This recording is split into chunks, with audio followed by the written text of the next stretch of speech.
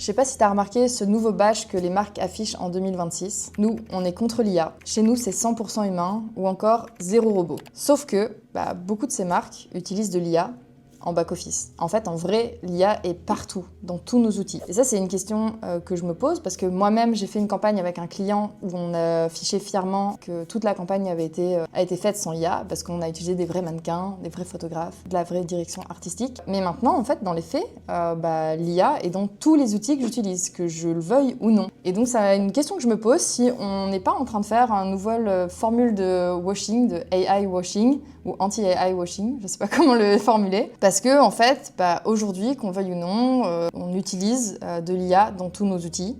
Pour reprendre l'exemple que je te citais juste avant, avec la maison d'Andois, on a dit non à l'IA pour les images générées, aux voix synthétiques, aux deepfake aussi d'ailleurs, mais par contre on dit oui à l'auto-transcription de podcasts ou de vidéos, aux sous-titres automatiques sur YouTube, ça c'est de l'IA, parce qu'en fait aujourd'hui l'IA ça a plein de fonctionnalités aussi hyper puissantes, de tâches techniques. Le risque ici c'est que demain une marque qui affiche zéro IA utilise ChatGPT ou une autre IA pour rédiger ses posts par exemple, elle va perdre toute crédibilité. Exactement comme le greenwashing. Et je pense que c'est un risque non négligeable aujourd'hui à l'ère où tout se vérifie. J'ai plusieurs questions là-dessus. Est-ce qu'on peut vraiment se dire anti-IA quand tous nos outils proposent de l'IA? Est-ce qu'on sait encore faire aujourd'hui de la création de contenu, de la stratégie marketing sans IA? Comment est-ce qu'on est capable d'associer une stratégie marketing responsable avec de l'IA quand elle est dans tous les outils et sans non plus que ça vienne à l'encontre de la créativité des artistes et des personnes avec lesquelles on travaille?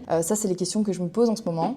Je suis en train de réfléchir à créer une charte d'utilisation d'IA pour moi-même, pour Slow Marketing, mais aussi pour mes clients avec lesquels je travaille, parce que je pense que c'est des chartes pertinentes, en tout cas à réfléchir comme d'outils internes, voire même des outils de communication à partager avec ses clients, avec son audience. Si tu veux l'avoir avant la publication et peut-être m'aider à la challenger, n'hésite pas à m'écrire.